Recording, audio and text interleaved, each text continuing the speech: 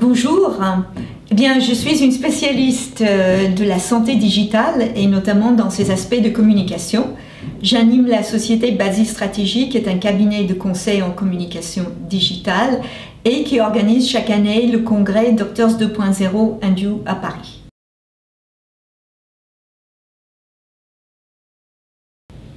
J'ai la chance de pouvoir vous indiquer la définition quasi officielle de la Commission européenne à Bruxelles et qui date de l'an 2003. C'est l'ensemble des activités numériques qui accompagnent le système de santé. Mais en fait, ce terme e-santé remonte en 1997. C'était un investisseur ou un financier à New York qui, à l'époque du début du e-commerce, a dit que dans la santé, on va parler de l'e-santé. À l'époque, les investisseurs pensaient qu'ils allaient faire fortune avec l'e-santé comme avec les autres secteurs. Et en fait, pour moi, l'e-santé, c'est plus le côté officiel des moyens informatiques, c'est l'aspect digital intéressant les États notamment.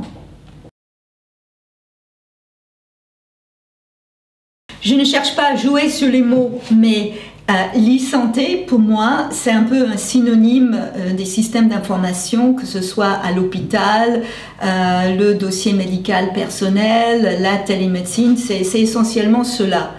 Il y a une autre partie de cet univers qui est l'Internet santé et la santé 2.0. Et là, ça va avoir un impact direct sur la relation médecin-patient. De quelle façon ?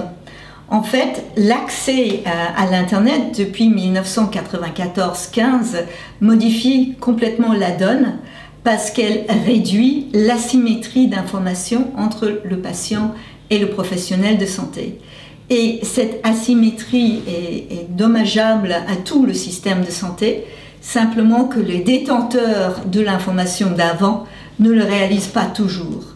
Pourquoi cette asymétrie est-elle mauvaise pour le système de santé? Parce que le système de santé n'a qu'un intérêt, c'est améliorer la qualité des soins, améliorer l'état des choses disponibles pour le patient. Et si on veut parler des maladies chroniques, et notre système est de plus en plus concerné par les maladies chroniques dans une population vieillissante et aussi où tout l'apprentissage de la médecine nous mène à modifier des problèmes aigus en situation chronique parce qu'on allonge l'espérance de vie, eh bien, il faut absolument que le patient puisse être partie prenante de toutes les décisions et toutes les suites. D'autre part, les problèmes deviennent de plus en plus complexes et c'est impossible pour un professionnel de santé de mémoriser le dossier du patient. Donc il y a deux aspects qui sont très importants dans cet accès à l'information. C'est premièrement que l'individu puisse participer à la prise de décision parce qu'il a assez d'éléments de choix devant lui. Et d'autre part, il peut même servir de contrôle de qualité s'il peut savoir lui-même qu'il a déjà eu tel examen ou qu'il ne l'a pas eu ou qu'il y a un problème. Prenons l'exemple du diabète où on jette toujours des chiffres, mais disons qu'une personne sur deux probablement n'est pas équilibrée. Si tous les patients connaissaient le chiffre nécessaire ou les chiffres et connaissaient leurs propres chiffres parce qu'ils utilisaient des applications pour les suivre, eh bien, il pourrait y avoir un dialogue intéressant avec les différents professionnels de santé. Alors vous me direz que le système n'est pas fait pour, c'est tout à fait exact, avec une consultation dont la durée est réduite et où le professionnel de santé est rémunéré pour le nombre de consultations, qu'il s'agisse de la médecine libérale ou à l'hôpital où il faut qu'il voit un certain nombre de patients dans un temps limité, il y a un problème, il n'y a pas de place pour ce dialogue. Alors je crois que je suis allée très loin de la question initiale sur quel est l'impact. Pour moi, l'accès à l'information et l'accès à des applications et à de la collaboration entre patients est critique pour l'amélioration du système de santé. C'est même le plus grand apport qu'il puisse y avoir aujourd'hui. On pourrait optimiser les ressources qui sont disponibles par la mise en œuvre de l'informatique pour le bien-être des patients.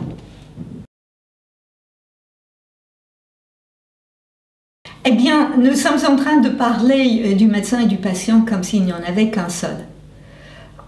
Je vais prendre l'exemple des patients. Vous avez des personnes qui sont restées dans le modèle traditionnel de ne pas vouloir être impliquées plus qu'ils ne le sont à l'heure actuelle, qui ne veulent pas avoir plus d'informations.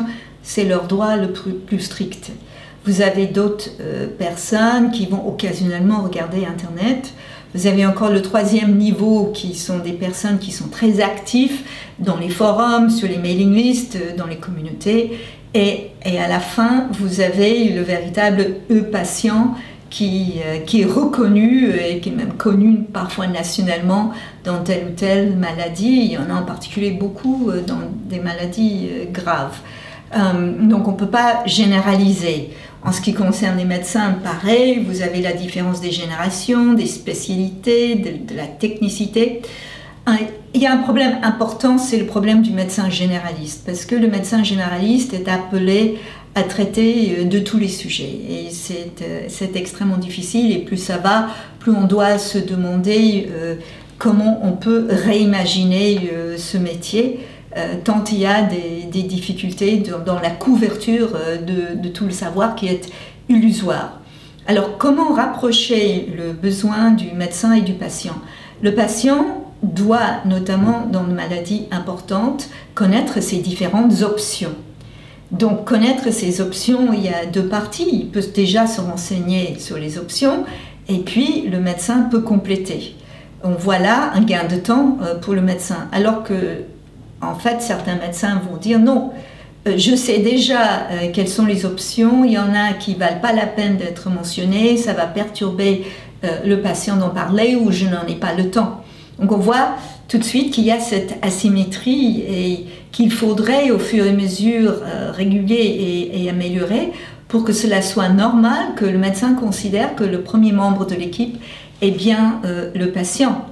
Et tout cela tient à une problématique économique. Il faudrait réenvisager la façon par laquelle les professionnels de santé soient rémunérés pour qu'il puisse y avoir une relation dans la durée entre une sorte de professionnel de santé peut-être central et les différents spécialistes nécessaires. On pourrait parler de l'e-santé à l'infini, tellement il y aurait des choses à faire, mais je reste persuadée qu'on va dans le bon sens. On n'est pas en train de reculer, simplement qu'on y va extrêmement lentement.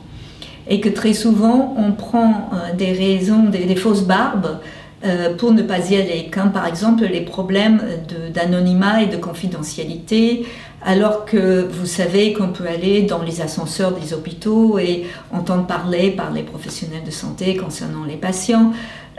Et aussi, il y a le fait que quand on est gravement malade, ça modifie les besoins du patient. Peut-être que la personne qui est en pleine activité ne veut pas que son entourage et que dans son métier, que l'on sache qu'il est malade, mais une fois qu'une personne est réellement malade, la seule chose importante, c'est de guérir au plus vite. Et si, en parlant avec d'autres personnes à visage découvert, on peut guérir mieux ou vivre mieux, eh bien, ils vont le faire. Donc, ces questions d'anonymat, il faut relativiser aussi l'importance. Et il faut surtout penser à faire des ponts entre les systèmes d'information officiels et la réalité sur le terrain. La réalité sur le terrain, c'est qu'il faut que les personnes puissent échanger, les patients puissent échanger avec d'autres personnes qui ont les mêmes problématiques, et ça se passe beaucoup mieux quand c'est par Internet. On l'admet pour les maladies rares, il faut maintenant l'admettre pour les maladies moins rares. Je pense que c'était Winston Churchill qui avait remarqué que je ne sais pas quelle sommité avait réuni les grands scientifiques et qu'aucun n'avait prédit la bombe atomique avant la Deuxième Guerre. Donc il faut être modeste avec les prévisions. Prenons l'exemple du iPhone, qui existe depuis à peu près 2007-2008. Ce n'était pas prévisible et surtout son impact n'était pas prévisible, et encore plus le iPad qui est sorti en 2010, et aujourd'hui il existe même des catalogues où vous pouvez acheter une blouse blanche avec la poche faite pour iPad. Qui aurait pu le deviner? Et si j'en parle, c'est parce qu'il y a eu un véritable engouement par les professionnels de santé. Ils jouent dessus les serious games, ils ont leur base de données, Ils peuvent avoir un dossier patient, ils peuvent les utiliser pour expliquer des choses avec des planches anatomiques interactives. Personne ne l'aurait deviné. J'ai parlé aujourd'hui avec des biologistes, je leur ai montré qu'il y a un accessoire très peu cher qui permet de convertir votre iPhone en un microscope. Donc vous pouvez l'utiliser pour enregistrer. Donc comment prévoir l'avenir, je ne sais pas, je sais seulement qu'il sera plein de nouveautés qui viendront de la vision d'individus. Il faut absolument libérer l'esprit des individus pour qu'ils puissent innover, que cela soit les patients ou les professionnels de santé ou encore des entrepreneurs qui auront une idée par rapport à un problème qui existe aujourd'hui pour lequel il pourrait y avoir une solution. Donc ça, c'est un petit peu éblouissant. Ça va nous donner toute une série d'outils que l'on ne connaît pas aujourd'hui et qui ne vont pas aller comme des petits carrés dans des carrés d'un système parfait. Non, il va falloir faire avec et essayer de voir parmi toutes ces nouvelles choses lesquelles on retient. Voilà ce que je vois comme avenir. Je ne le vois surtout pas comme l'avenir officiel de l'e-santé, mais l'avenir fait de l'intelligence collective de toutes les personnes que nous sommes.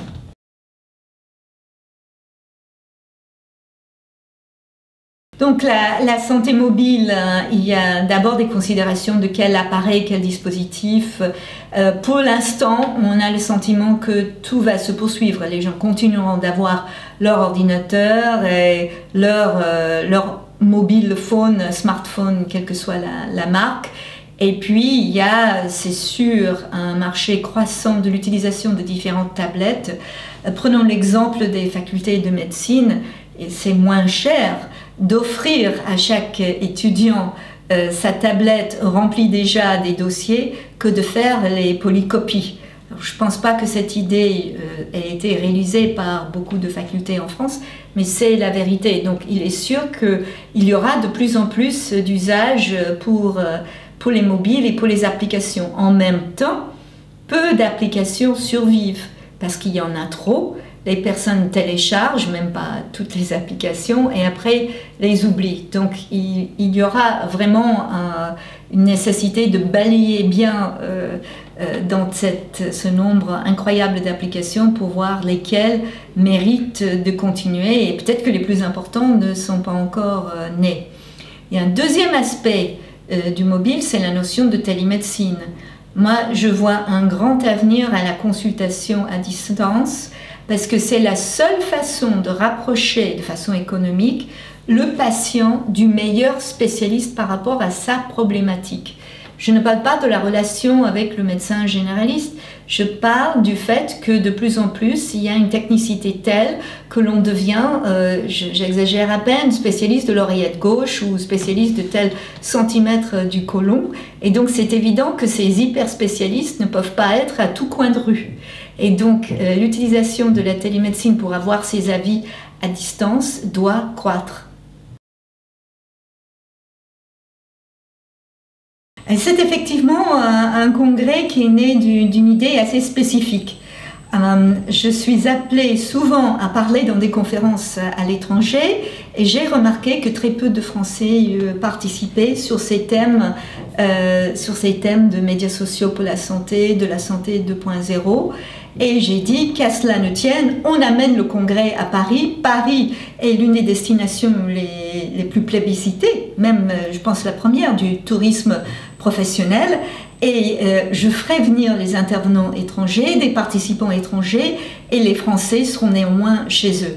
C'est donc un congrès où un Français peut y participer entièrement en langue française, avec des ateliers, des sessions parallèles en français, et le deuxième jour avec le casque de traduction. Et l'étranger peut participer entièrement en anglais, puisque la moitié des sessions parallèles est en anglais, et le lendemain, la plénière est en anglais. Donc nous amenons à chaque fois une cinquantaine des plus grands spécialistes de l'Europe, des États-Unis ou de la Chine pour parler des différents nouveaux outils et des résultats dans le domaine de la santé 2.0 et des médias sociaux. Et en même temps, l'expérience française est traitée aussi. Il y a en plus des posters, il y a des exposants avec des démos. On a un concours pour les startups, donc c'est l'occasion pour les startups, y compris françaises, de se frotter aux étrangers pour avoir un avis sur la qualité de leurs prestations. Et le start-up qui gagne va aller en Californie. Comment? Oui, c'est vrai. Notre conférence cette année, c'est le 6 et 7 juin. Et nous sommes partenaires avec Stanford, qui organise la conférence Medicine X fin septembre 2013. Et donc, le gagnant aura la possibilité, comme cette année, de présenter sa société. Le congrès de Stanford est assez similaire. Nous partageons même certains de nos intervenants. Et donc, qui parlent à notre congrès? Eh bien, on fait parler les médecins, les patients et les inventeurs d'idées. Et pourquoi le nom Doctors 2.0 and You? C'est parce que nous voulions montrer aux professionnels de santé qui sont au centre de nos préoccupations que sans notamment les médecins, on ne peut pas réaliser cette médecine ou santé 2.0. Mais c'est and you, donc et vous, parce que c'est toute la santé. La raison pour laquelle on n'avance pas, c'est lorsqu'il manque un bout de la chaîne de la santé. Et donc nous invitons aussi bien les professionnels que les patients, que les industriels, les payeurs, l'État, les associations, les institutions, voilà, tout le monde s'y retrouve. J'espère que vous viendrez les 6 et 7 juin 2013.